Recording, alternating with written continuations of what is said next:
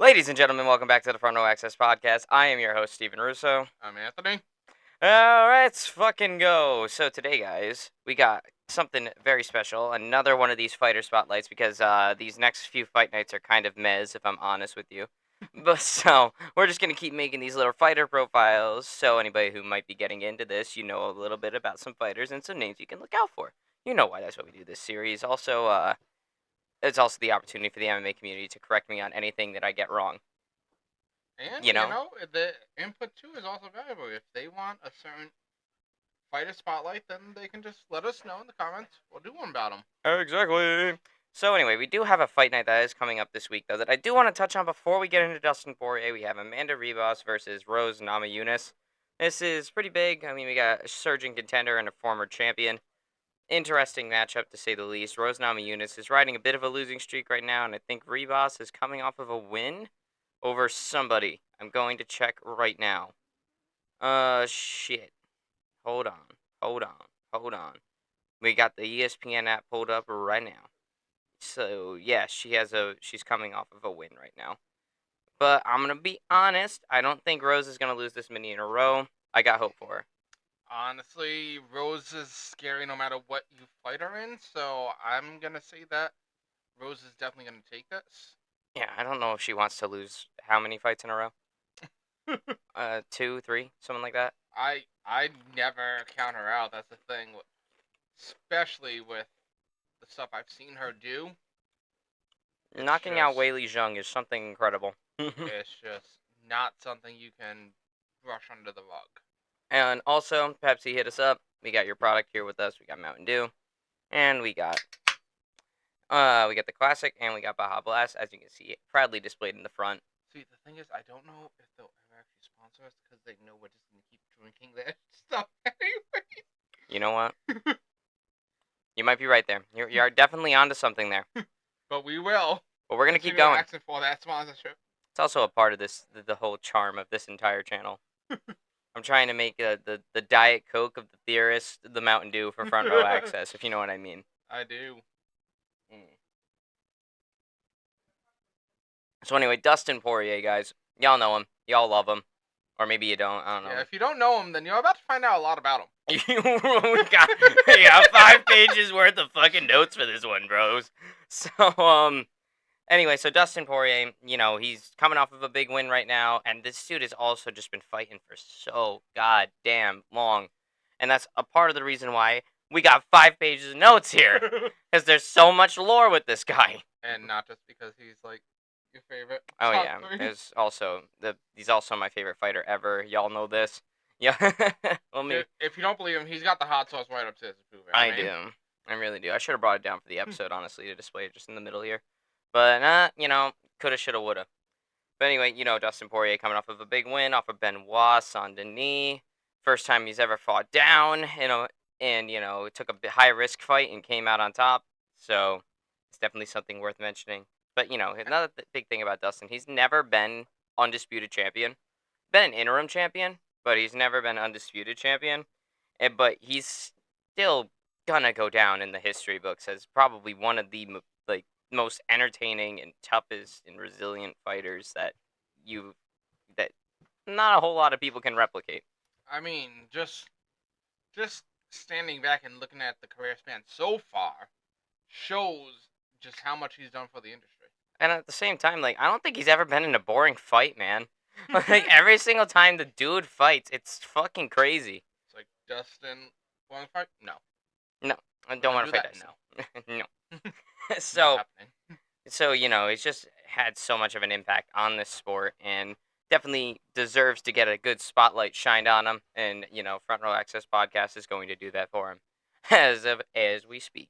So anyway, we're going to go into the, actually, hang on, guys. A member of our studio audience just brought in the hot sauce, so let's go. We're going to keep it right there for safekeeping. Thank you to the studio audience for bringing that down. And, yep. So we're going to get right into it. So Dustin the Diamond Poirier was born on January 19th, 1989 in Lafayette, Louisiana. And, he grew up in poverty, and he lived in a very, very dangerous neighborhood.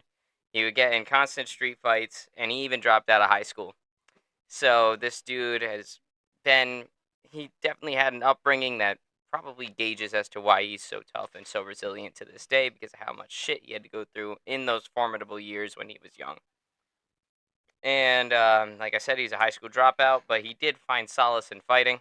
Originally, he did want to be a boxer, and he also wanted to learn boxing for self-defense, seeming as he did live in a rough part of Louisiana. And of course, gotta do what you gotta do. And to this day, his boxing remains his best skill. I mean, it was his first love, after all. So, he eventually found a passion in combat sports and for fighting in general. So then he didn't really have anything else going for him. I mean, dropped out of high school, so he said, "Fuck it, I'm gonna go and I'm going to fight for a living, and I'm gonna make this my life because I love this, and I'm going to do this for my entire life." Little did young Dustin know how much of an impact he would create and how much money he would eventually make, being a fighter and making that decision. So he transitioned to MMA in about 2008 because he felt it was a good blend of his striking ability and competition. And at that time, 2008, the MMA scene's kind of low on the scale right now. There's not a whole lot of people that are breaking out and being big stars through it. I mean, this time you had like very big boxers that have already came and went. You have your Floyd Mayweathers, you had your Manny Pacquiao's, you had your Evander Holyfields, you had your Mike Tysons. Like, but MMA, there wasn't really like that MFing guy yet. So definitely leaves some room for growth. Isn't this also a bit before MMA really blew up? Because you gotta take into account how early this actually was. 2008, 2009? 2008, 2009. I mean, we had big names in the sport already. We had Anderson Silva and George St. Pierre, but And these are the guys that have been working at it for years Mhm. to get that platform to even expand and have that much influence where they can like make an appearance on something and people's eyes are drawn to it. Which, so Dustin saw the opportunity like many other young fighters at this current moment and decided, let's go. Let's make a name for ourselves. Let's get a new generation of fighters through here so that when these guys are done going, we can take over. And, his earlier MMA career, he looked to be a very promising fighter through his regional scene. Due to his grit, his hard work, and his dedication, plus a whole lot of highlight reel knockouts on the regional scene. He fought a lot of amateur fights in the southern United States, and eventually he would get noticed by a professional MMA promotion. Y'all might know it. It's called WEC, or the World Extreme Cage Fighting Organization. These guys were the other professional MMA promotion next to Strikeforce as well as the UFC. So, they took a notice to Dustin Poirier, and they said, "Let's do it. Let's sign this kid to the WEC now." Mind you, guys, there's a couple of great guys that came out of WEC. Dustin Poirier, one of them, but also Jose Aldo came out of WEC. Anthony Pettis came out of WEC. Korean Zombie came out of WEC. So a lot of notable guys came out of WEC. Now, we're going to go into Dustin's WEC days. In 2009, he would make his pro debut in the promotion. And, it came with a lot of success, a lot of growth, and he definitely made a name for himself while fighting for that organization.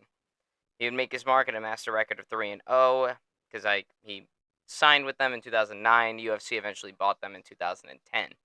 So in 2009, he would go 3-0. He would compete in the featherweight division. He would beat guys like Zach Micklewright, Danny Castillo, and Josh Grisby. And none of them really went much further after this. But Dustin definitely did. But, it takes a special kind of fighter to really stand out and make a name for yourself. And by hell, Dustin was doing that. Yeah, I was going to say, the sport's not for everyone. Not everyone's going to make waves or impact or have that draw to them to keep it up for as long as he can. It's going to be, 15 years? Just about, yeah. I certainly wouldn't try picking a fight with this man. Like, if I'm in a street fight, man, give me Dustin Poirier as my backup, and I'll feel very safe. But Dustin would make a name for himself based on his aggressive fighting style and all his impressive performances that he would give every single time he stepped into the WEC cage.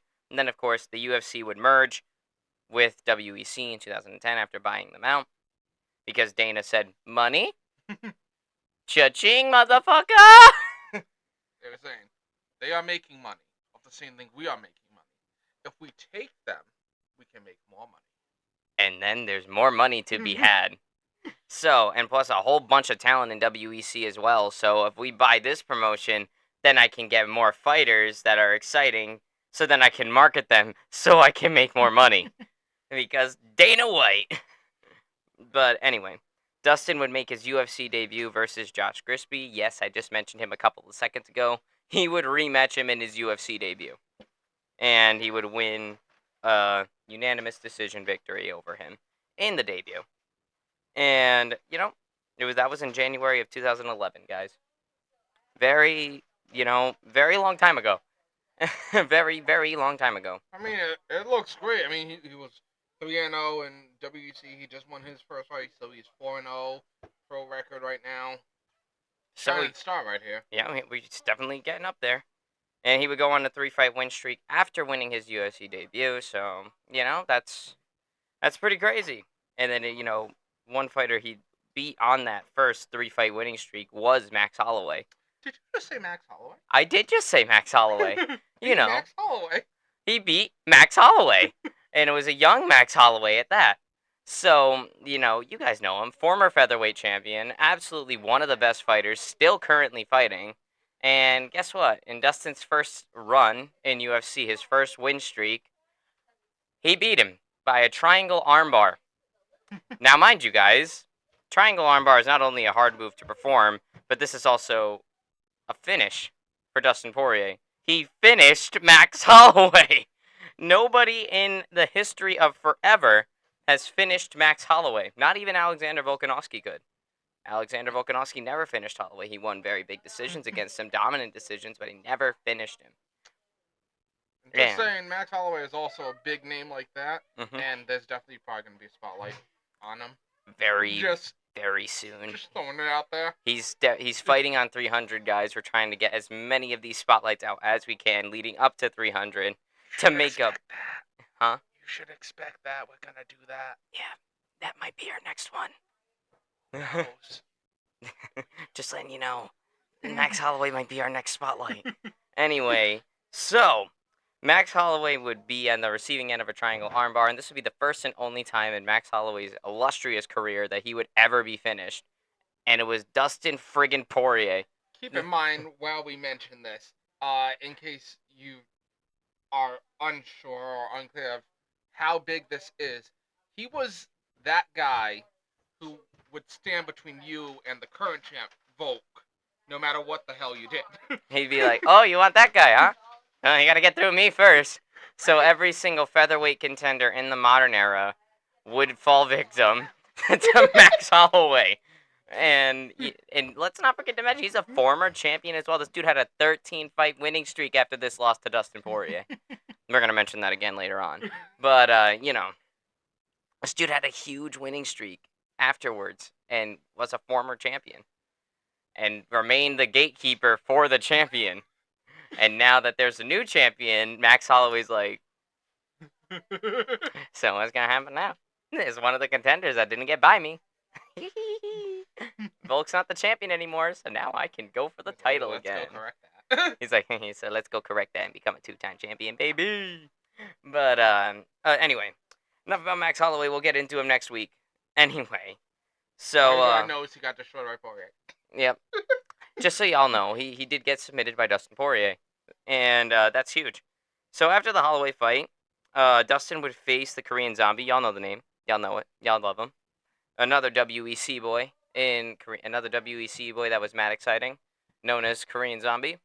Well, Dustin faced him right after that Holloway win, and that was his first fight night main event. So that win over Max Holloway was so huge, it earned him a main event on a fight night versus a Korean Zombie. Now, unfortunately, Dustin would lose by a Darce choke, but his stock wouldn't drop one bit because he gave a lot of toughness, a lot of heart, and he showed a lot of grit in the fight. And of course, Korean Zombie at this time, there was just no one stopping him at this point. Like, this is like prime Korean Zombie that Dustin Poirier went up against, and Dustin's still a bit of a rookie to this point. Still greenhorn. Still a little green. So, Dustin's stock wouldn't drop one bit due to this loss against Korean Zombie, so much so that he would bounce back in his next fight versus Jonathan Brookins by way of Darce choke. So, I mean, if that doesn't say something about how Dustin Poirier is, that will. So, dude lost via Darce choke. then won his next fight via Darce choke. Alright, let me take a crack at this. Let me take a crack at this and let me be successful this time. And then, Dustin would bounce back. And this would also start a trend that's still going on to this day of Dustin has never lost 2 fights in a row. Ever. He's the king of the bounce back, man. He keeps coming back. But, this would start the trend of him never losing 2 in a row. And he continues to have that stat. And he prides himself on that stat. Because, who the fuck wouldn't? I definitely would. If I never lost 2 fights in a row, I'd be like, fuck yeah, dude. Come get me, bro. I would just start telling people I lost my last fight. Yeah, are you sure you want this? I just lost my last fight. So anyway, but after that victory, unfortunately, Poirier would lose his next fight after that victory versus, let's see, he lost to Cub Swanson by a decision. So, but then again, Dustin would bounce back after the Cub Swanson loss. And it's Cub Swanson, and it's by decision. That's okay. You went to war with him. Cub Swanson's one of the best guys to fight in the UFC. Another one of those guys that was never undisputed champion, but was like an insanely good fighter. Kind of in the same category as Dustin. So, he lost to Cub Swanson, and it was by a decision. The dude didn't get finished, so that's okay. But then he would go on another 3-fight win streak after losing to Cub Swanson. And now we're going to go into one of the most vital parts of Dustin Poirier's career right now. So after he bounced back after the Cub Swanson loss, he was on a collision course to face off against a surging in popularity. This little Irish guy, you might know him. We definitely shit on him a lot last episode, and we're going to do it again. I'm just wondering where he is. And we're going to do it again. So this certain Irish guy is the notorious Conor McGregor, So a surging Conor McGregor coming off of all the hype from Cage Warriors when he was double champ at Cage Warriors.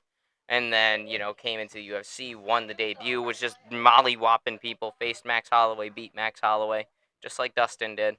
And then, would go on a bit of a win streak. So then we have a big fight between 2 new contenders in the featherweight division, between Conor McGregor and Dustin Poirier. So they were on a collision course. This one was a vital fight for both guys. They both had to win this fight in order to see where their future would go, as far as this division was concerned and as far as their career was concerned. This was a pretty big moment.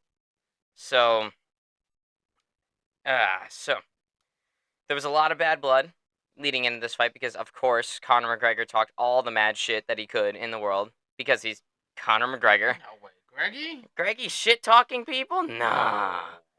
Now, this fight was set for UFC 178 in September of 2014. And, lots of bad blood, lots of I hate you, I hate him, I want to beat you, I want to beat you too. And, overall, just these two do not like each other at this current point. And Dustin would lose via round 1 knockout from Conor McGregor, just as Conor McGregor predicted. Conor McGregor was very adamant during the media build-up that he was going to get it done in 1. And sure enough, he called his shot and it landed. Well, sometimes Greggy shows up. Sometimes. Now, Dustin has mentioned in, because hindsight's always 20/20. Dustin has mentioned in interviews after this fight that he got too emotional with Conor McGregor and he never felt that way going into a fight. He's normally very calm, go in there and do what he's got to do, but this time he actually wanted to go in there and kill this motherfucker. And unfortunately, that was his downfall because he wanted to go in there and kill this motherfucker. Conor caught him, knocked him out, and, well, bye-bye Dustin Poirier. Now, this prompted Dustin Poirier to move from the featherweight division to the lightweight division after having, a good amount of success at featherweight. He had a lot of success at featherweight, but this was the loss that made him go, it's getting hard for me to make this weight, man. So I think I'm going to move up. I'm going to go to 155. This was probably one of the best decisions that Dustin Poirier ever made, and as far as his career is concerned. Because after that, getting dog-walked by Conor McGregor, you're already looked at as, got dog-walked by a popular guy that called that he was going to dog-walk you. Yeah, that's going to hurt your stock a little bit. So he goes, yeah, my time in this division I think's over. having trouble making the weight anyway. So to 155, I go. And now we're going to go to his early lightweight career. Once again, after Dustin Poirier would move to lightweight, he would win his next fight. Once again, Dustin Poirier never loses 2 times in a row. And he would go on a 4-fight win streak until about September 17th of 2016, where he'd be on the receiving end of a knockout by Michael Johnson. Of all people, Michael Johnson knocked out Dustin Poirier. Now, like I said in the last episode, if you guys went and watched that, if you didn't, we did a fighter spotlight on Tony Ferguson, and I mentioned him in there too. So, go and watch that. It's the next video down after this one. So, go and watch that. But make sure you get the tissues out, especially if you're a Tony Ferguson fan. Because I had a hard time getting through that one. So anyway, Dustin Poirier, knocked out by Michael Johnson. And now, prior to this, he did beat Bobby Green. His last victory before facing Michael Johnson was he did knock out Bobby Green, and Bobby Green is still kicking it today, and he's a good fighter. He's not ever going to be a champion, and he's a little bit old to this point. But, he beat Tony Ferguson recently. And, well, it is what it is. So anyway, once again, Dustin would not stay down. Now we're going to actually get into his next run. So his early lightweight career was doing good. He had some relative success, but then, once again ran into a roadblock. And when he ran into that roadblock, he's like, all right, time for me to bounce back again. So Dustin would go on to win his next fight after that one. Now, this is one of Dustin's best arcs that we're going to get into because it starts off one of the best arcs of Dustin Poirier's career right here, that victory. It's his first run to the lightweight title. This was a pretty big run for Dustin Poirier and definitely solidified himself as one of the greats of this generation, despite not being a champion. So, I mean, how many fighters have hot sauce? Not many, man. I mean, that hot sauce is good as fuck, man. If y'all didn't get some Dustin Poirier hot sauce, you gotta go get your ass some Dustin Poirier hot sauce. And anyway, so Dustin's first run to the lightweight gold started with Jim Miller. So he would fight Jim Miller, a veteran of this game, fought on UFC 100, fought on UFC 200, is about to fight on UFC 300. And this dude's just been around a long fucking time. And I mentioned Jim Miller in the past on this podcast, and, I got a big amount of respect for him. And in his longevity, just how he's stuck around and still is able to hang with some of these younger guys. So that's, always nice to see. So it would start with Jim Miller, and he would beat him by a decision, I believe.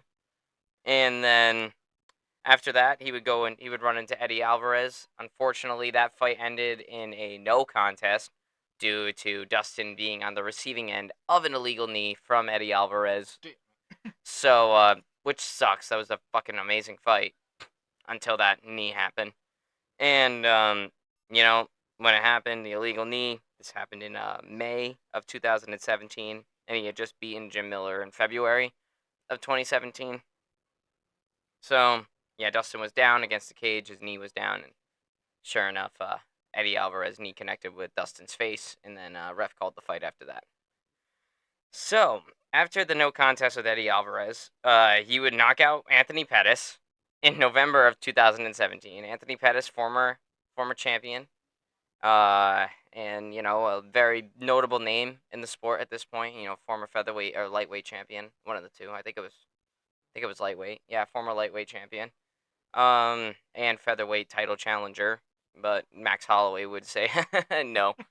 That's my interim championship. I'm gonna face Jose Aldo, not you, motherfucker.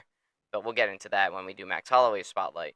So, he Aldo's would. gonna get one too. Who? Aldo. Oh yeah, Aldo's gotta get one too. Aldo might not come till later. Yeah, but we got a whole backlog. We're adding to it as we go. We're gonna get them all done. I gotta start writing these things down, man. Anyway, so after the knockout victory over Anthony Pettis in November of 2017, Dustin Poirier would fight again in April of 2018 versus Justin Gaethje, who was surging in popularity at this time, and Dustin Poirier would knock him out. And another one of the greatest fights you'll ever see. Justin Gaethje and Dustin Poirier 1 was incredible. Justin Gaethje versus Dustin Poirier 2 was incredible.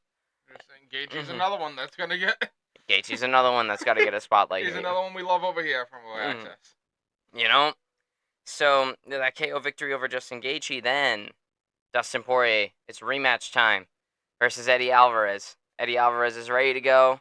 Dustin's ready to go. Setting up their rematch in July of 2018, where Dustin Poirier would knock out the former lightweight champion in Eddie Alvarez. So in this time, this dude knocked out 2 former champions, which is insane. And a surging contender who looked unbeatable at that time. And, dangerous guy. And he KO'd a dangerous contender and 2 former champions on this run. That's incredible. And then with that knockout victory over Eddie Alvarez, this win streak would yield an interim title fight for Dustin Poirier. This is his first shot at getting that number 1 contendership, getting that interim championship so he could fight for the undisputed gold. And his opponent would be none other than the reigning, defending featherweight champion of the world at this time, Max Holloway. Showed up again. He came back. He came back. And now he's challenging to become a double champ because Max Holloway was so damn dominant when he was a featherweight champion. Mind you of somebody? Maybe the guy that just lost his title? I warned you, I'm like, I got a bad feeling about this fight. Yeah, you did. And you fucking called it, guy. I wish you didn't. Hey, listen, I had that feeling, and I wanted to let you down easy before it actually happened. And then, sure enough, round 2 happened. Well, Anyway, so we have a dominant champion challenging to get a double champ status. And, Holloway, mind you, this time's on a 13-fight winning streak. 13! What happened before that 13-fight win streak, though? What happened before that 13-fight win streak? He lost to Dustin Poirier. Oh, he lost. He lost to Dustin Poirier. And then a 13-fight win streak would ensue. And a championship reign in the process. And now it's time for them two to square up again. They're both different fighters to this point. They've both gone through leaps and bounds. One of them left the division that they previously fought in. I mean, Dustin defeated Max at featherweight. And now, spoiler alert, Dustin would beat Max at lightweight this time. It was a war, once again. A common theme with Dustin Poirier. He's never been in a boring fight. And this one is no exception. Guys will look at the Max Holloway versus Dustin Poirier 2 fight and just think, hell yeah. Because it's just that MFing good. I was just picturing, like, while he was on his 13-fight win streak, he was like, I hate that guy. I hate that guy. I hate that guy. I hate that guy. I hate that guy. I'm going to beat him. Oh, now I'm going to beat him. I'm the champion. He's not a champion. I got my shot. I got my shot. Fuck. Dustin. So Dustin Poirier would win his 49-46 unanimous decision, crowning him as the interim champion, set to face Khabib later on that year after Khabib's done with his whole suspension thing. Seeming as he got suspended after the McGregor fight. That's another guy we got. There's 2 other guys we got to do spotlights on, McGregor and Khabib. We can get Greggy down when he shows up. And anyway, so this was a big upset victory for Dustin. Nobody thought Dustin was going to win that fight. Everybody thought Max Holloway. No way he's going to lose to Dustin again at this point in his career. No way will history repeat itself. And it did. Fuck. And it did. Dustin Poirier said, oh, that 13-fight win streak you got there? It's about to be done, so. Hey, remember how come it's not a 14-fight win streak? Yeah, want to know why it's not a 14-fight win streak? Well, let me remind you of something. Let me remind you who beat you early on in your career. And sure enough, Dustin would punch his ticket to face Khabib Nurmagomedov in September of 2019, that same year. God, I was a freshman in high school when this was going down. Ain't that something, huh? Actually, no. freshman when Max Holloway and Dustin fought. That was in April. And then in September, early sophomore year. Ant was already out for. Yeah, I was already work. Ant was already working for I don't know how many years to that point. 4. When was this? This is 2019. 3. 3 years, Yeah. yeah. Anthony's already been at it for 3 years to this point, and so Dustin would fight Khabib. Now let me tell you guys about this Khabib guy. Dominant, extremely dominant. Started the Dagestani reign of terror over the UFC that's still persisting to date despite his absence. Started a running gag joke about him making clones. He's honestly been the wall to a lot of some of our favorite fighters. It's this guy. Listen, this is 5 pages long. Okay, I think Khabib might also get that He's just probably gonna get it. because of the span and because of his legacy. Yeah, dude. I mean, talk about dominance and like supreme grappling. That was Khabib, guys. Now, mind you, Dustin was tough as nails in this fight. He wobbled Khabib once. He was not afraid, and mind you, he jumped the gilly, and it was almost successful. Like Dustin jumped the gilly on Khabib, and I mean, say what you want about it, man, but holy shit, that was tight. If only Dustin went full guard, it makes you think. Because, like, he only had one leg over Khabib's back, and he was just squeezing on him with the arms and the guillotine choke. I can only imagine what would have happened if he went full guard, just sucking him in with the legs and the arms. I mean, Khabib would never tap. He would have to go to sleep. But, you know, Father Plan wouldn't let him tap. Father Plan wouldn't let him tap. Dustin expended all his energy on that Hail Mary guillotine. And then, unfortunately, Khabib did Khabib things. It took Dustin Poirier's back and choked him, and Dustin would lose his first bid for UFC gold. That scenario you just heard probably is going to sound old by the end of that episode. Yep. So Khabib's pressure was too much for Dustin. I mean, Dustin had his moments in this fight. Definitely the most vulnerable we've seen Khabib was against Dustin Poirier. I mean, we've always seen moments of Khabib being human. I mean, Justin Gaethje's calf kicks that he landed on him. McGregor winning a round against him. Round 3 of their 4-round fight was won by Conor McGregor based off of pressure, but that was the longest that Khabib went. And then round 3 submission for Dustin Poirier. I mean, of course, we saw the closest to him ever being caught with that guillotine. We saw how he would react to somebody's power, like somebody with Dustin's power. And he wobbled, like he was backpedaling for a little bit. Dustin was putting the pressure on, and then Khabib did Khabib things. Father Plan, and then made Dustin Poirier tap out. Rear naked choke submission, round 3, and Dustin would lose his first bid for the undisputed gold. And then Dustin wouldn't fight again until June of 2020. He had to undergo a very invasive hip surgery in between the Khabib fight and the Dan Hooker fight, which, spoiler, that's his next opponent. Dan Hooker was absolutely killing it at this time, guys. You gotta think in, like, 2020, to the late 2019, early 2020, Dan Hooker, that dude was looking very, very, very, very, very, very promising. Popping off. He was popping off, and he had a big victory. I forget exactly who he beat, but he beat somebody, and he called out Dustin Poirier. And my man made a mistake. A little mistake. I love you, Dan Hooker. I love your entire team, but you don't call out the diamond. And when you do, it doesn't go too well. Ask Dan Hooker and ask Benoit Saint-Denis. We'll get into him later. But well, if only Hooker had followed the rules and he didn't come after Dustin immediately after a loss, it might have been different. Now, anyway. Yeah, he called out Dustin Poirier after Dustin Poirier lost. And we all know how Poirier feels about a loss. And you know how we feel about how Dustin feels about losing 2 in a row. It don't happen. Nope. So Dan Hooker calls him out, and Dustin, after he recovered from his hip surgery, would fight him in June of 2020. Now, mind you guys, this was actually one of the first fight nights that your boy ever really watched. Because, mind you, to this point, 2020 is when I really started getting into like this much depth for MMA. I was always paying attention to it, throughout middle school and early high school. Like, I was always like keeping up with it. I had friends that were into it that I would ask them about what was going on, but I would never really get into it myself until about this time because, well, there was nothing else on. It was 2020. And there's no baseball, there's no football, there's no basketball, there's nothing for me to do, there's nothing for me to watch. So I said, "Fuck it."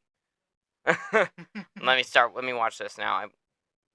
This fight between Dustin and Dan Hooker did something to me, man. It's one of the first fights that I show people to this day. It's one of the first fights that I showed Anthony here when he got into when he started showing interest in MMA. And I do it because, well, not only was it really my first fight night, but it was, you know, it's a good fucking fight. This fight between Dustin and Dan Hooker was back and forth the entire time. Both of these guys throwing bombs, both guys landing, both guys nearly finishing the other person. Just 5 grueling rounds of nothing but just brutality. But Dustin would prevail. He would win. I think of 49, 46. I'm not sure exactly. I think or was it? I forget exactly what the scorecards were, but fuck it. Dustin won the unanimous decision against Dan Hooker. And mind you guys, Dan Hooker really hasn't been the same after that Dustin Poirier fight. This dude went tooth and nail with Dustin Poirier, and now he's not looking as crazy as he did at that time. Because, like I said, late 2019, early 2020, Dan Hooker was looking promising. And he's still a good fighter, don't get me wrong. I love Dan Hooker. But he just hasn't had that same kind of aura to him after suffering all that damage versus Dustin Poirier. I was gonna say certain things affect people afterwards. This is a case of, all right, I just threw that at him. All right, just threw that at him. He just threw that at me. And then when you think about that, and you think about the loss that happened afterwards, it kind of affects your confidence severely because then you're like, well, what if this guy can survive that too? And what if he does this to me? And what if I lose by this? And that little bit of little mental warfare. Yeah. Mm-hmm. And that precaution leaves you vulnerable too. And then it just might affect your ability because, like, you absorbed so much and gave so much that you're thinking to myself, am I even, pardon me, am I even really going to beat this guy? Can I beat him if I threw the kitchen sink at this one guy and I couldn't do it? So you start to doubt yourself a little bit, and I think that's unfortunately what happened to Dan Hooker afterwards.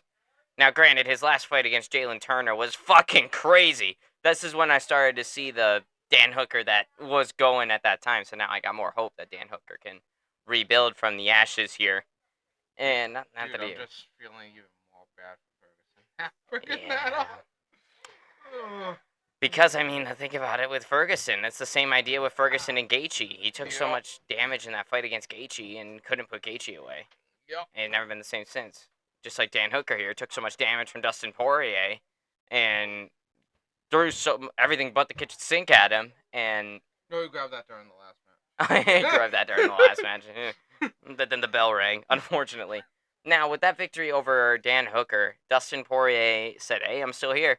Time for me to make another run for this lightweight gold, man. I might have lost that one, but time for me to go and get this next one. Now, let me show you what makes me the diamond. Exactly. Diamonds are made from pressure, man.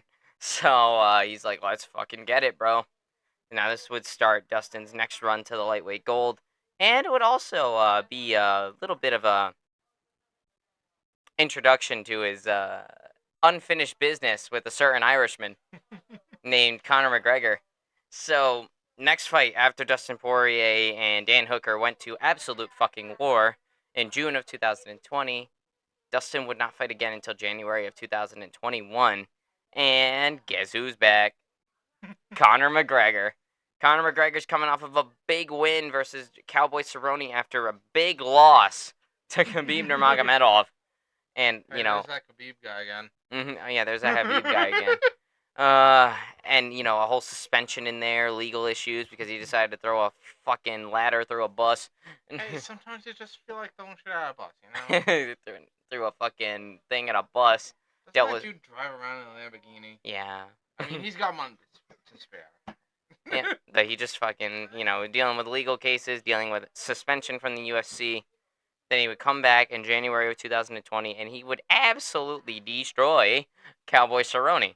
But now, a year later, he's like, I want Dustin. And Dustin's like, I want Conor.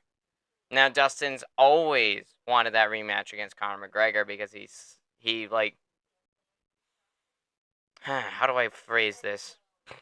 He holds Conor McGregor to that, like, that's that one guy I didn't beat, that I could have beat. That's that one guy that prevented me from getting further in contention at featherweight. That's the one guy that made me get pushed back a little bit. He's the measuring stick for Dustin. Yep, so he goes, that guy, that was my biggest loss against Conor McGregor. And I want that shit back. And I think I'm better now. So the date was set, January 2021, right in the middle of a fucking pandemic. And Conor McGregor and Dustin Poirier were set to fight each other again. Now, Conor McGregor actually was a little bit different this time. Now, if you remember from a couple minutes ago, I mentioned that in their first fight, Conor McGregor and Dustin Poirier, they hated each other. They wanted to go in there and just absolutely maul each other. Right, well, Dustin wanted to maul Conor. Should I say Conor was just pushing buttons to make sure Dustin would act irrationally. Lose his cool, and sure enough, it worked, and it happened. Conor beat Dustin. Got that round one knockout he wanted. Mm-hmm. Another thing worth mentioning, it's just my own personal taste when it comes to this. Fucking weight classes. Oh, man. Greggy the fucking jumper here. Because they, oh yeah, I don't want to spoil the ending of it. But keep in mind, that first loss that Dustin had to him was at a lower weight class. In this newer one, Dustin is more comfortable. Bigger, stronger, bulked up a little bit more. And fucking Greggy jumping goddamn classes. He went from featherweight to welterweight to lightweight to welterweight again. It's just always upsetting for me to hear. And then to lightweight, which is where he would face Dustin Poirier for the second time. Now, Dustin Poirier has made a home at lightweight at this point, and he's bulked up like a ton since that fight against Conor McGregor. He's bigger, he's stronger. So he's like, okay, let me fight him. Now, Conor McGregor was a lot nicer to Dustin during this fight. These guys were like hugging each other, shaking each other's hands, like trading off. Like Conor was giving Dustin proper 12. Dustin was giving Conor his hot sauce. And like these two were boys. Like they were like, I was like, okay, yeah, they buried the hatchet. That's kind of cool. I'm like, all right, yeah, that's awesome. Let's get it. And then they had their fight in January. Conor McGregor was the favorite, seeming as he did win the first one, and he was coming off a big win. And, I mean, Dustin's coming off a win too, but his win was much closer than the dog walking of Donald Cerrone that Conor McGregor put on. So, naturally, Conor was the favorite to win this fight. A pretty solid favorite, I want to say. He went in there like a minus, like 200 favorite. I don't remember exactly. It's been a little while. But, anyway, Conor McGregor was favored, and he won round one. Like 100%, Conor McGregor won round one. He put the pressure on. He was landing shots. He was landing clean shots. He was landing leg kicks. He was doing Conor McGregor things. He was doing all the work necessary. He's doing all the work necessary to repeat what happened in the past. And then, well, no, I mean, not really. Well, yeah, because it made it past round one. I meant as far as beating Dustin is concerned. Beating, yes. I mean, as far as beating Dustin's concerned, he was doing everything necessary to beat Dustin again. And I was thinking that too, watching the fight. I was like, "Oh, Conor McGregor still got it. He's going crazy." And Dustin's looking a little but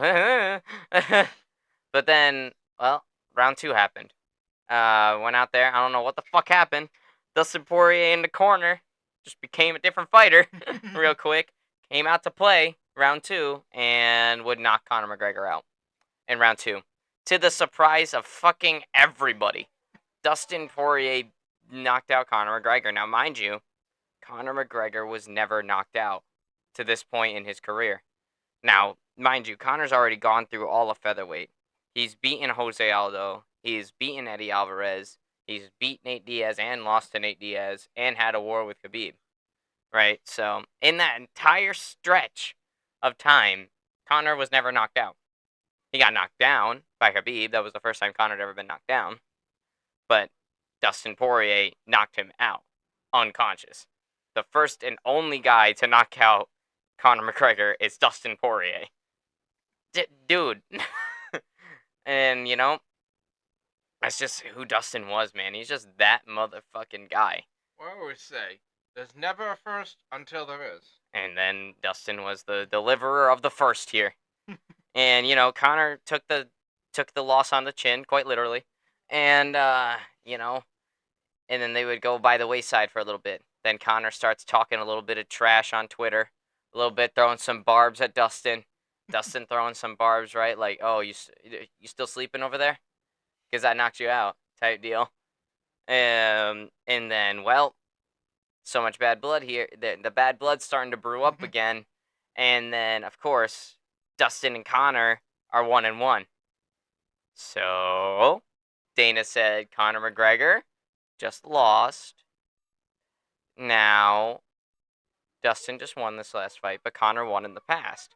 A trilogy fight between two of my biggest stars? Money!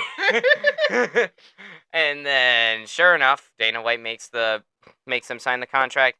A trilogy bout between Dustin Poirier and Conor McGregor is set to headline UFC 264 in July of 2021. Trilogy fight, main event, International Fight Week. Every single eye on this fight. I'm just picturing when that post happened on Twitter. Dana just money? Dana went, dollars? Pay-per-view? And then, sure enough, he does it during International Fight Week when the most eyes are on the sport. He does it a big headliner to a big card. Stephen Thompson was on that card. Gilbert Burns was there. Gilbert Burns was there. Sean O'Malley was on that card too, So they had a lot of big stars on the card to hype up the Dustin and Conor trilogy fight. Now, main eventers take the stage, right? There's bad blood once again between these two. Conor talked all the shit that he could during the press conferences. It was starting to look a lot like 2014 again. It was starting to look a lot like now Conor had been nice to his past two opponents. He was nice to Dustin and he was nice to Cowboy Cerrone. Now he's being normal McGregor again. And we're like, wait, what the fuck? How in the hell did we go from that to this? That's like two extremes. But here we are. Conor's here. And he's doing Conor McGregor things. He's trying to get in Dustin's head, but Dustin's just extraordinarily calm this time. He's like, I just knocked this motherfucker out. And he goes, I do not give a fuck what he says. Like, if you go and you watch the UFC 264 press conference, it's very rare that Conor McGregor ever takes an L at a press conference. He took the L at this press conference despite all of his shit talking. One of the press guys, the big moment I remember, one of the press guys asked Dustin, why do you think now Conor was really good to you at the beginning and the last fight, but now he's talking a little bit more garbage, he's talking more shit to you, and it's starting to look a lot like your first fight again. How do you feel about this? He asked both fighters, right? The same question. Conor's like, oh, it's because I pitied the man. Shit like that. Oh, it's because I pitied the man. He goes, he's just a sad little hillbilly. And Dustin was like, yeah, shut the fuck up, man. And then they're like, Dustin, why do you think Conor's acting like this towards you? And Conor's like, and then Dustin's like, because he got knocked the fuck out. Because he got knocked the fuck out. Now he's trying to overcompensate for it. And I'm like, damn, Dustin Poirier just beat Conor McGregor on the mic. When does that happen? So anyway, trilogy fight set. There's more bad blood. And this time, Dustin does not give a fuck because he knows he can beat this guy. And he did it. And then, well, Dustin was unfazed. There was a ferocious round one. Conor came out strong in like the first 20 seconds maybe. But then after the first 20 seconds, it was all Dustin Poirier. Took him down, ground and pound to hell and back. I'm surprised he didn't finish him right then and there. But, after they would get back up, Conor would make his way back to his feet. And he'd throw a leg kick at Dustin Poirier, to which Dustin Poirier would check. And then, well, he stepped back on the leg. Y'all seen the clip. And McGregor's leg go snap, snap. If you haven't seen the clip, go look at it now. Go look at it now. So you're back now. Okay. Now, do you see how brutal that little leg break was? Yeah. Connor said, "You want to see me turn my leg into a glow stick?" And then, well, he fell back on it, and then Dustin Poirier would win the fight technically by doctor's stoppage, and to an infuriated Conor McGregor, who's sitting there, broken leg against the cage wall. Joe Rogan's going over to talk to him, and then Connor's like, "Oh, I was boxing the bleeding head off him. I was kicking his bloody leg off." And then he goes, "This is not over. If I had to take this outside with him, it's all outside." I'm like, "You're on one leg, buddy." And then he's like, "I don't give a bollocks." I'm like, "Yeah, probably should. You got a broken leg." So notorious, the one-legged. That said the notorious one-legged McGregor. And then Dustin was like, "This dude's a dirtbag, man." And just nice and calm like that. And then Connor just, "Your wife is in me DMs." And then, Dustin just walked out of the cage and just let Connor have his fun. Yeah, I mean, there he goes. You broken leg against the cage door. Why are you talking all this shit? Your leg's broken. Like, you're not doing shit, guy. Listen, he's gonna take it outside. He said he would.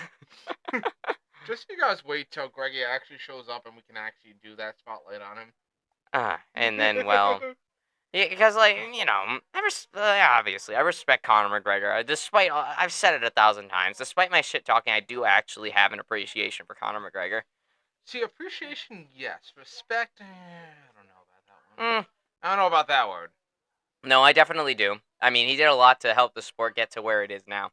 So yes, in that aspect, yes. But the fighter himself.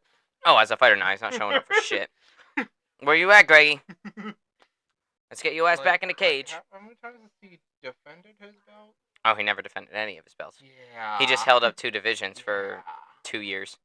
And kept jumping fucking weight classes. What the fuck? And now you don't like it when everyone says they want to jump weight classes because it started with him. Yep, it all started with Conor. Could have pulled it off, which is respectable and commendable that he could do it and did do it. The fact that he doesn't defend and that he holds everything up is what I take issue with. And the fact that he earned a title shot after losing at the beginning of the year, and then getting a lightweight title shot despite him just leaving the featherweight division just high and dry. Like, dude, you knocked out Jose Aldo, good on you, but, like, go and defend your featherweight belt before you go and challenge for the lightweight belt. And now everybody in their brother is repeating it. You got Sean O'Malley saying he wants to face Ilia Topuria. You got Islam wanting to fight Leon. You got Leon wanting to fight Drakus. You got Ilia wanting to face, not Ilia. Ilia. Fantasy fights. Compare the stats. What do we got for Prime Greggy vs Prime Volk? Oh boy. Excuse me. I'd rather not disclose that at this time, because I really don't know. But anyway, and then of course, like, every single champion does not defend their Islam, especially, like, and didn't fucking Sean O'Malley ask for a specific guy who didn't deserve the title fight? Cheeto. That we agreed. And then claim he wanted to change divisions. They wanted to go and face Ilia just because. It just doesn't make sense, man. You got Sean O'Malley wanting to face Ilia. You got Islam Makhachev wanting to fight Leon. Leon wants to fight Drakus. Has Islam defended? Islam's only really defended against Volk. So he didn't defend. Yeah, he's only defended against Volk. Which isn't a title defense because that's a different fucking weight class. You went over there because you wanted his goddamn pound for pound, and then you needed a substitute. So Volk's like, yo, I'm your man. And, I mean, he beat Charles to get the belt. Then his first title defense was against Volk. Where the fuck is my Charles Islam match? I know, man. It was supposed to happen.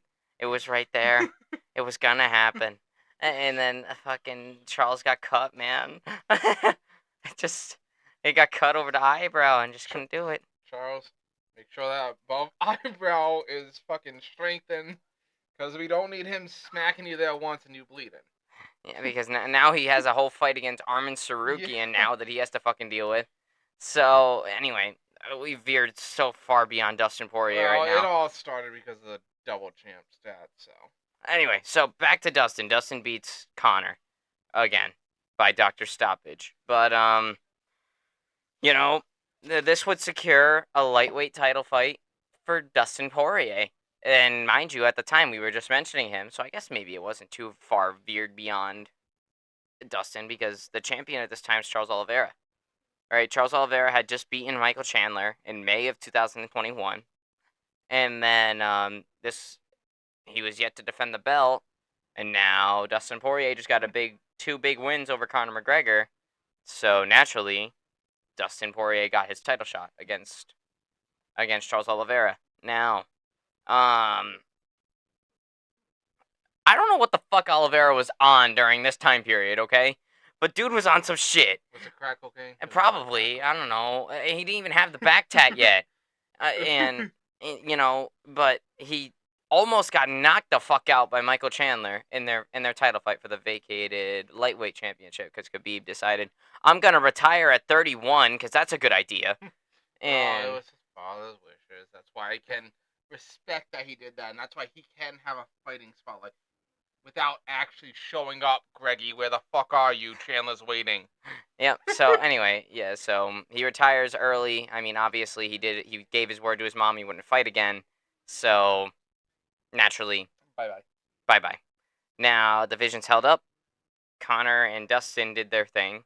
I'm surprised that one wasn't for the vacated title, if I'm fucking honest with you. But at that time, there was a lot going on. Chandler debuted on the same card as Poirier McGregor 2. And then, Michael Chandler knocked out Dan Hooker on that card. And Dan Hooker had just taken the L to Dustin Poirier. And then Charles Oliveira would go on to beat Tony Ferguson. And the end of 2020. And right on the Moreno and Figueiredo 1 card, he would beat Tony Ferguson. Those were some good fights too. Those were some good fights. And so anyway, Charles won. Chandler won his debut. And Dana saw dollar signs with Michael Chandler. So naturally, they put Chandler versus Charles. And to anybody, this was a favorable matchup for Michael Chandler, which it was. And that's how it played out. We're talking Poirier and Oliveira. Yeah, that's true. That's true. And I'm just saying how we got there, how Charles became champion. And anyway, so fuck it. He almost got knocked out by Michael Chandler, then Charles Oliveira knocked out Michael Chandler in round 2. Charles Oliveira on some fuck shit. He had to get a back tat to upgrade to Dagestani Victor levels. Mhm. That's why he got the back tat later. Yeah, so anyway, winning him the title now. He needs a title defense. Dustin Poirier just beat Conor McGregor. Fuck it. Let's do it. Charles Oliveira, Dustin Poirier. They signed the dotted line. Very, very good build up to the fight. They both very, very much respected each other. Very mutual respect They're both there. great fighters. And They're great both fighters. They both bring more to the sport and therefore elevate themselves while doing it. It's a great storyline. Anyway, so date set for December 10th, 2021. Yes, I remember this one because we're getting more recently. And UFC 269 main event. Now, Dustin had a phenomenal round 1 against Charles Oliveira. He knocked him down twice and nearly finished him. Right? Round 1. So we go back to the corner. Dustin's feeling pretty good. Just knocked this dude down twice. He's bleeding. I know I still got more fighting to do, but so far, so good. And then round 2 happened. Charles Oliveira did some fuck shit again. Came out guns a-blazing, took Dustin Poirier down. And as soon as Dustin was down, Dustin really didn't do much to get himself back to his feet or to try to reverse position on Charles Oliveira, because playing on the ground with Charles Oliveira is about as good as suicide. So Dustin was like, okay, I'm not going to try to reverse position here because I'm probably going to give up a limb, or he's going to find a limb, or he's going to find my neck at some point, especially if I try to get to my knees and stand right back up, because then he'll just take my back. And so Dustin kind of just laid there while Charles Oliveira was on top. He body triangled Oliveira to keep him close so that he wouldn't advance position. And so, but at the same time, Dustin was just holding on. That was it. He just didn't want Charles to advance, and he didn't want to give up anything. So he just tried to keep him close, but that didn't stop Charles. Charles kept going. He kept grinding, and he got some good ground and pound on Dustin Poirier. Made it as so uncomfortable as possible for him, and won the second round pretty solidly, like a 10-8 round for Charles Oliveira, right then and there. And then round 3 would happen. They come out once again. Charles Oliveira's on some fuck shit. He lunges right at Dustin Poirier. Dustin gets up against the cage, makes a bad mistake of giving Charles Oliveira his back. Oliveira will climb up Dustin Poirier's back like a fucking spider monkey, and then choke him again. Yeah, I don't know what's a worse idea than giving Oliveira a bat.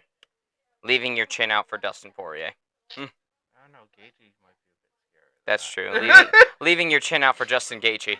That's also pretty stupid. But so Dustin again lost another bid for the lightweight title, which was a heartbreaking loss, especially for me at that time. But Charles Oliveira, he put on a performance of a lifetime. That was his night. And and Charles Oliveira retained in stunning fashion against a very legit guy. This is what, 269? 269. Did I start on 270 or? You started. I remember you there for 269. There was a lot going on during that time. Yeah, a whole lot going on at that time. But I will say, going into this, you guys, because both you and my older brother really laid on the hate for Oliveira there. Yeah. I'm just like, what don't you like about this guy? He seems pretty good, but it was because he was up against your favorite. Yeah, so naturally, of course, I'm going to be hardcore rooting against you. And naturally, I ate my words. Well, no, I mean, with fighters of this caliber, it can honestly go either way. There are a million ways either one could have taken the win. Yep, and I mean, it was a good fight for as long as it lasted. And then now that was the end of Dustin's second run towards the UFC gold and him finishing up the Conor McGregor saga. Now, I shouldn't say... Fuck that guy. Now, I'm not... Yeah, fuck you, McGregor. Show the fuck up. Show the fuck up, bitch. But anyway, the beef between Conor and Dustin, they still throw barbs at each other on Twitter. Is there a fourth fight in the future? Fuck it, maybe. But I don't think there should be, because I think that's just stupid. I mean, honestly, if we're talking what we think, and we already know what we think should happen next when it comes to Greggy. It should be Chandler. Yes. Chandler.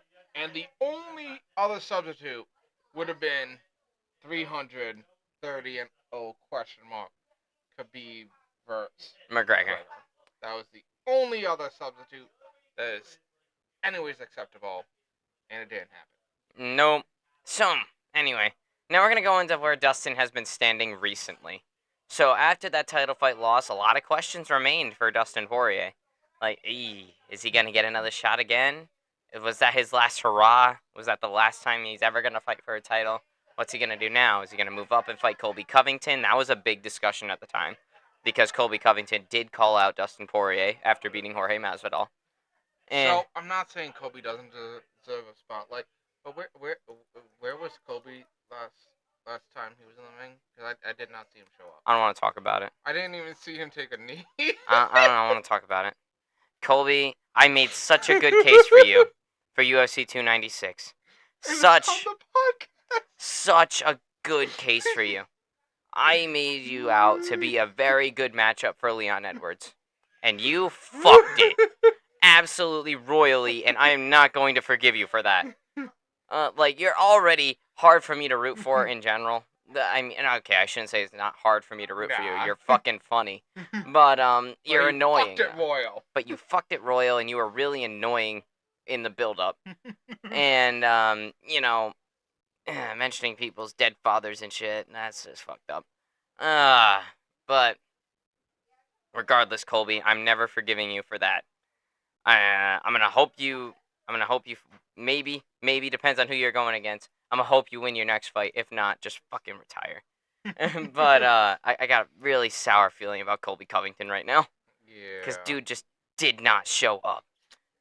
Looked as well as fucking Ngannou versus Gunn. Jesus Christ. I'm so mad at you, Colby. You didn't become Colby until the 5th round. Like, you didn't become Colby until the 5th round. Like, you fucking forgot to wake up that day, but fuck Colby Covington. So here we go. Dustin Poirier, lot of questions for his career as far as where he was gonna go. He didn't really know what he was gonna do. So we're like, does he face Gaethje again? Maybe down the line. Chandler's not booked right now. Wait a minute. Chandler's not booked right now. Dustin hasn't fighting. Dustin wouldn't fight for about 11 months after the Oliveira loss, which was a rough time period to be a Dustin Poirier fan. Because you're just sitting there like, come on, man. Where's the news? Where's the news? Where's the news? I know you're training. I know you're training. I know you're getting ready for something, but there's nothing. And yeah, it was a really, really hard time to be a Dustin Poirier fan at that time. And so anyway, eventually we did get a fight confirmed. Michael Chandler, Dustin Poirier, set for UFC 281, New York City, Madison Square Garden. And guess who was there for that? I was there. I was present for it. And this couldn't have worked out any better. I saw like my two current favorites on like the same card, Israel Adesanya and Dustin Poirier. Like, come on, man. Of course I'm gonna be a happy camper. So anyway, fight gets confirmed. It's on. There's some bad blood between Michael Chandler and Dustin Poirier, which I don't understand why. I'm like, you guys are both like the most likable guys in this division. Like, you're both nice. You both do things for your people in your community. You both have beautiful families. And you both kick absolute ass and give a show every single time you fight. What the fuck were you beefing about? Like, what the fuck were y'all beefing about? Who's the better father? I don't know. It's like two dads fighting at a soccer game. And like that was the vibe that this bad blood was giving. I was like, this feels like two dads at like a soccer game, just fighting over something. But anyway, I don't know. It was a weird build up. Dustin and Chandler just didn't like each other for some reason. I'd say Dustin more so than Chandler, but I think Dustin was just trying to convince himself that he's still here. I mean, he just had a very bad loss, and Michael Chandler's coming off of a gigantic win at this point. Now in April of 2022, he fucking head kicked, front kicked Tony Ferguson into the fucking stratosphere. The first time Tony's ever been knocked out. And it was Michael Chandler. So he's coming off a fucking knockout of the year, front kick knockout over Tony Ferguson against a legit guy. And then Dustin's coming off a big loss. So I guess it was meant to be like a homecoming for Michael Chandler at that time. And I can almost confirm that most of that audience was rooting for Michael Chandler during the fight. I remember I was there. And I was a couple of people rooting for Poirier, but Chandler was like the fan favorite of the night. Everybody was cheering for Chandler. Like, me and my dad were sitting there like, Dustin! But I mean, it's not the first time I've been the only guy in the room that was rooting for Dustin Poirier. In the McGregor trilogy, I was in a fucking restaurant. Everybody in that fucking restaurant was rooting for Conor McGregor, and I'm that one dude in the corner, Dustin! It's just, not the first time, but I was like, alright, sure. They like Chandler. It makes sense. He's coming off a big knockout. The dude just had an absolute war with Justin Gaethje a year to date at this point. So I'm like, okay, I get it. So anyway, we go in there. Michael Chandler starts off real fucking strong. Puts the pressure on Dustin, like, right away. Starts landing shots and, like, hurts Dustin pretty bad in round one. Nearly gets him out of there. But Dustin, of course, diamonds are made from pressure, guys. So Dustin, at the end of round one, would knock down Michael Chandler and then just start pouring it on him. Like, it was back and forth this entire fight. And then Dustin's just starting to pour it on him, and then it's round two. Round two happens. Dustin's starting off a little bit strong, but then Michael Chandler gets a takedown. Now, that's pretty much the story for the rest of the round. Michael Chandler, ground and pound, near submissions, fish hooked Dustin Poirier a couple times, hit him in the back of the head a bunch, some very legal things that you can do in the octagon, fish hooked him a couple times. Every single hammer fist was to the back of the head. Like, it was all in the back of the head, man. Fucking bleeding on Dustin Poirier, just like snot rocket coming down, just bleeding all over Dustin. And I'm like, all over his fucking face. I'm like, damn, this dude's fucking wild. And then, like, so Dustin nearly gets finished with the ground and pound, near submissions, obviously on the receiving end of a couple fouls, to be honest. No. But, Dustin's pissed now. Round three happens. Chandler's coming out strong. He's going to take down Dustin again. gets a hold of Dustin, picks him up. Takes a while to really get him down, though. Once he gets him down, though, he makes a vital mistake of trying to take the back before securing the takedown, and Dustin reversed it and took his back. And after Dustin reversed it, took his back, he got the body triangle in. Now, you're thinking to yourself, all right, Chandler survived with Charles Oliveira on his back. He could survive against Dustin Poirier on the back, right? Nope. Nope. Fucking Dustin Poirier locks up a rear naked choke the same way he lost his last fight. Rear naked choke, and then he rear naked chokes Michael Chandler, becoming the first and only man to submit Michael Chandler in all of Chandler's career. I'm including Bellator and everything. Ant and I were looking at his record earlier. Yeah. Dustin is the only guy to submit him. And mind you, Michael Chandler's a champion. That dude was a Bellator champion. That dude had so many wins. Dude was dominant as fuck. But Dustin fucking Poirier chokes him out in round 3. The thing is, when I see these fights coming up, and I know that they're obviously in training camps and whatnot, I expect that they're specifically targeting what the strengths and weaknesses are of the fighter. So I can fully believe that he could fend off Oliveira from the back, because I'm sure they worked their asses off making sure he could defend against that. I don't think that they put enough submission defense in during this one for Chandler there. And plus, you're not really expecting Dustin Poirier to go for your back. So, when it happens, if it's there, you're gonna take it. There. If it's there, I'll take it. But most of the time, Dustin wants to put your lights out. But shit, man. So Dustin would be the first and only man to submit Michael Chandler. We haven't seen Chandler since. He's been waiting for McGregor. On that note, where the f*** you were? Yeah, I want to see that fight, bro. You both can win that one. That's why I want to see it. And then, well, anyway, after that, Dustin Poirier is pretty high on the stock right now. Justin Gaethje is riding a 2-fight winning streak at this point. He beat Chandler, and then he beat Rafael Fiziev in March of 2022. And then, well, stars were aligned this time. Gaethje's coming off a win. Dustin's coming off a win. You mean to tell me that I can put Justin Gaethje and Dustin Poirier in a rematch with each other? Oh, Dana White loved that. He was salivating that. He goes, oh my God. Both these guys knocking people out, and they're coming off of big wins over legit guys. Holy fuck, I'm gonna make so much money. And then they're like, wait a minute. Jorge Masvidal just retired. Oh my God, that means... Wait, he had the BMF belt, didn't he? Oh, fuck. I could put the BMF title on the line. And then, yeah, so fucking Dana White fainted at the sight of the potential money that he can make off of it, and then he made it official. Dustin Poirier, Justin Gaethje, UFC 291, going down on July 29th, 2023.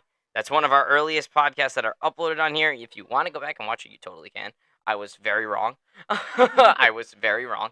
Spoiler alert. And anyway, so the date was set. Excitement was there. The money was there. Dollar signs were there. Stakes were there. Fight happens finally off of a pretty stacked card. This was a pretty stacked card, if I remember correctly. Stephen Thompson was on there. Or at least he was supposed to until his opponent missed weight. Derek Lewis got a flying knee knockout on that card. Yeah, there was a whole lot of shit that went down on that card. And then that's, so main event happens. Dustin has a pretty good round 1 against Justin Gaethje. It was pretty back and forth for most of round 1. I'm not sure exactly who would have won, but based off of pressure alone, I would have given it to Dustin, but it could have gone either way for round 1.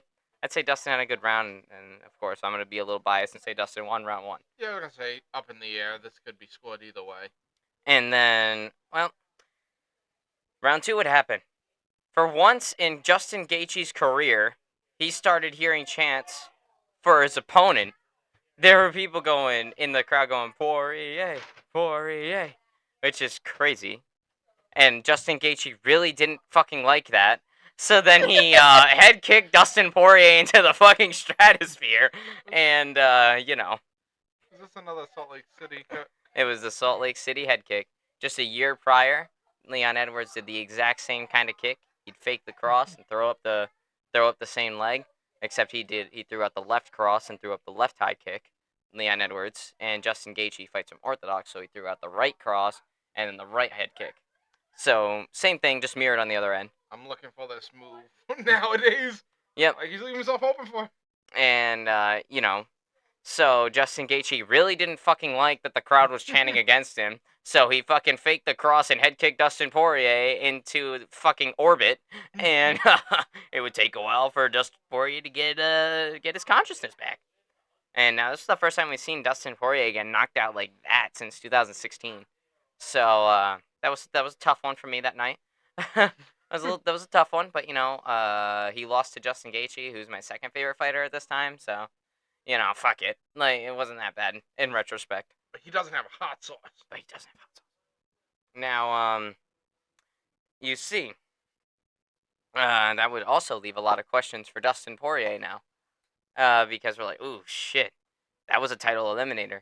Justin Gaethje, Dustin Poirier, whoever won that, it was presumed, because at that time, Islam Makhachev and Charles Oliveira 2 was scheduled for October. So we're like, okay, whoever wins this fight's going to fight the winner of that fight. Of course, shit would happen. Oliveira would have to pull out, Volkanovski stepped in, and Volkanovski got knocked out. Yeah, that was a pretty tough time. That was pretty rough time period. That was pretty bad. That was really bad. That was pretty bad. We got robbed of seeing Oliveira and Makhachev 2, and then we watched fucking Alexander Volkanovski get knocked out.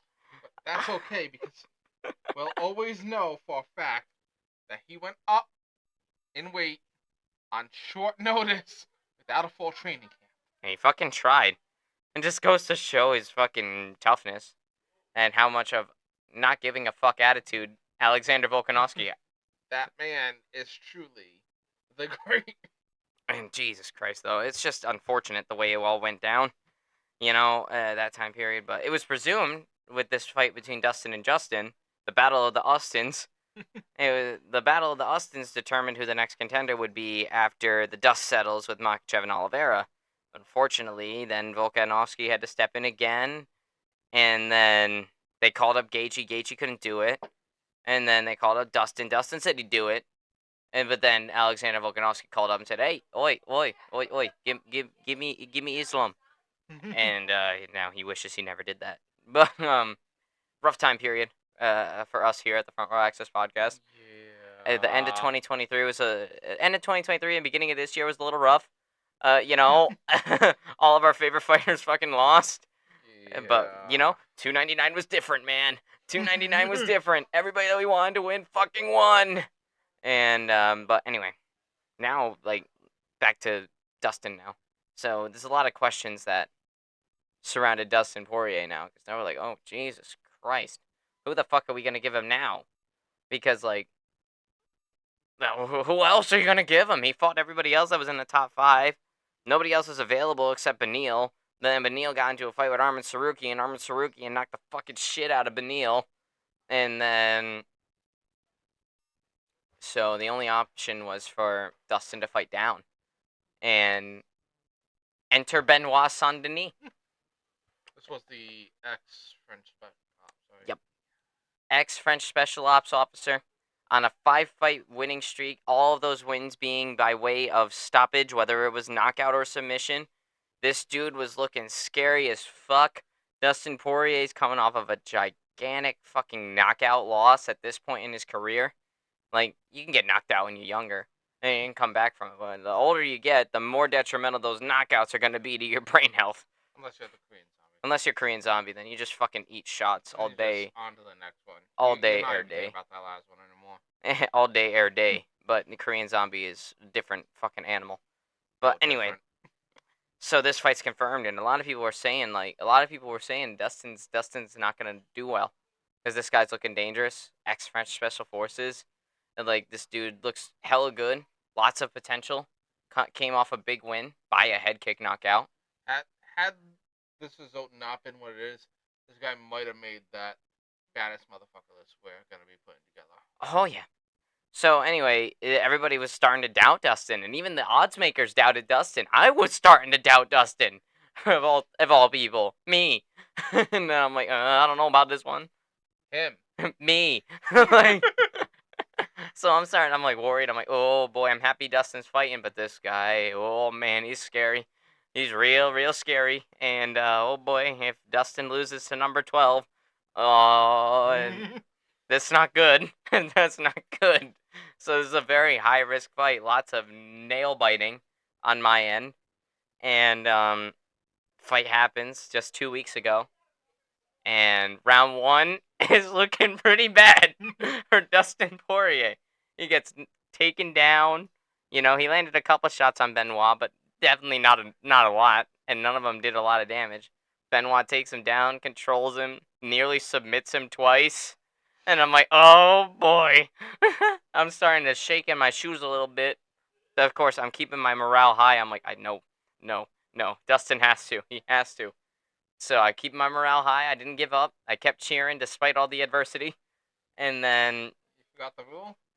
yeah, You what? forgot the rule. What After rule? a loss. Oh yeah, I forgot the rule. Dustin Poirier's allergic to losing 2 fights in a fucking row. So round 2 comes around, and Dustin Poirier, after 3 failed jumped guillotines, right hooks Benoit Saint Denis into the realm of the shadows. He really wants that guillotine. He Man. really. And fucking right hooks him. Uppercut stunned him. The right hook put him on his ass, and then he put one more right and ground and pound for good measure. Dustin Poirier knocks out Benoit Saint Denis. To the elation of myself and everybody I was watching with. Because holy shit, it was like an anvil. 2 anvils got lifted off of my fucking shoulders when I saw Benoit's fucking back hit the canvas. And I'm like, yes! Dustin's still here! I think I only got one prediction wrong on that one. That was Yeah. good. That was a good bout for both of us. Like, you more so, because you only got 1 wrong. I got like 3 or 2 wrong. And but shit, bro, that was a good outing. But I saw Dustin give that right hook. I saw Benoit fall on his ass. Mark Beltran stepping in, breaking up the fighters, and I'm like, holy fuck. I think you might have heard me a little bit down the road. Maybe even in the next town over. That's about how loud I got. And you know, that was incredible seeing that happen. And I'm like, Dustin's still fucking here. And he's still being able to hang with these younger guys. That was definitely a big win for him. Now who's he fighting next? Well, everybody else in the top 5 of lightweight's kind of booked right now. The only one that's open is Dustin and Islam. And unfortunately, there's talks of Dustin and Islam happening in June, and I don't want that fight to happen. I really don't want that fight to happen. Because more than likely, Dustin will lose. Because Islam is that fucking good. He's gonna be on that scariest motherfucker list. And I'm telling you right now, I don't want that fight to happen. I'm going to be happy Dustin's there. I'm going to root for him all day, don't get me wrong, but he's not going to win that fight. He's just not. Then he jumps guillotine. Imagine if he jumps Gilly, and that's the way he fucking beats Islam Makhachev. Bro would have ultimate bragging rights. Bro, just retire right there. Well, he did say that he's gonna make one last one for the title, right? That was Gaethje. Gaethje. But Poirier also is the same age as Gaethje. Yeah. So, like, they're both at that time in their career where, like, they're not no spring chicken no more. They're not the young guy. They're not, like, in their prime. They're exiting their prime now. Twilight. They're in their twilight. And, you know, Gaethje's 34, 35. Dustin's 35. Like, you know, they can't fight forever. And, you know, they're in the twilight years of their careers. And they really do only have, like, 1 run left in them. Unless you're, like, Glover Teixeira or something. But, like... That was just... with Teixeira, it was just... It was wild. 42 years old, man. Fucking wins the title. It was just unshakable dedication. Mm-hmm. To get that title. Yet to be replicated by anybody that I can see. But... And that's the talks for Dustin's future right now. And if I'm honest, I really, really hope that they get somebody else to face Islam and they just give Dustin another dude. Or if they have Volk go up against them. Volk go up against Dustin? No. No. You said you want someone else to fight Islam. No. Yeah, no. Let's not have Volkanovski go and try to fight Islam again. I don't want to see that either. Hell no. I don't want to see that either. It'd probably be even worse this time around. That's what I would be thinking, honestly. But I'm just hoping and praying that may gods protect Dustin Poirier at this current moment, because if you give him Islam, it's curtains for Dustin, man. He's not gonna win. If he does, that'll be insane. But I just don't think he will. But I could be wrong. I mean, obviously it's still a fight. Everybody's human. Anything can happen.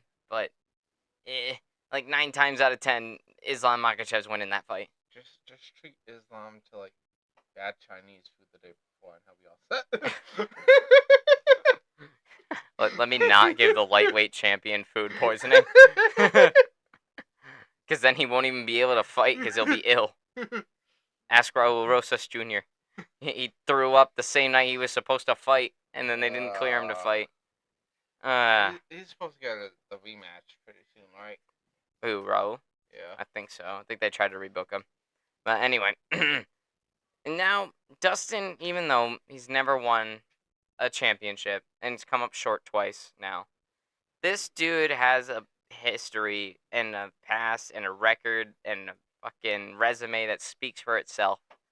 This dude, when you see his name on a fight card, you know it's gonna be good. You know what to expect. It's gonna be violence. It's gonna be war. It's gonna be exciting. I don't think Dustin's ever been in a boring fight. What about that? No. And, it's just very few guys in this sport cannot be a champion and leave that much impact. Like, people like your Korean Zombies of the world. People like your Dustin Poiriers of the world. Like, these guys that will just put on wars no matter what, but always just never became a champion. But, like, that's an accomplishment that very few people can fit into. And Dustin has blazed his own trail, and he's made a name for himself, and he is one of the biggest stars in this sport, despite him never having that very, prestige prize. He never won it. I mean, granted, still got some time, but, you never know what can happen. But the one thing that is true is myself, and I'm sure Anthony too, are extremely, extremely thankful for what Dustin Poirier has done over the past, 15 years? 15-year fight career, 30 plus fights in general, and every single time, never, ever stopping, always tenacious, always driven, always exciting, always looking for a finish. That is who Dustin Poirier is. And that's the reason why he is my favorite fighter. And on top of that, Dustin also does a lot of philanthropy as well. He has a foundation, a charity with his wife called the Good Fight Foundation, where he helps everybody in need. Seeming as he came from a broken past, he came from a broken home, he came from poverty, he came from a rough area of Louisiana, and he tries to give back every single time. I mean, he gets school supplies for kids, he cooks meals for people on Thanksgiving, he donates so much money to good causes, and that's another reason why you gotta love Dustin Poirier, man. So, and that's about all I got to say. Anthony, any final words for Mr. Dustin before we sign off? With a fighter that's been in 15 years, I just want to say, if there is that Islam fight, I'm not going to count him out. Yeah. I'm not sure I can see a way for the win. No. But I'm not going to count the guy out. Yeah, he's Dustin Poirier at the end of the day, and you know what to expect from him. Anyway, thank you guys so much for hanging in there. Go ahead and follow us on all the socials. We got every single one except for Facebook. And, we will see you next week when we may or may not do a fighter spotlight on Mr. Max Holloway.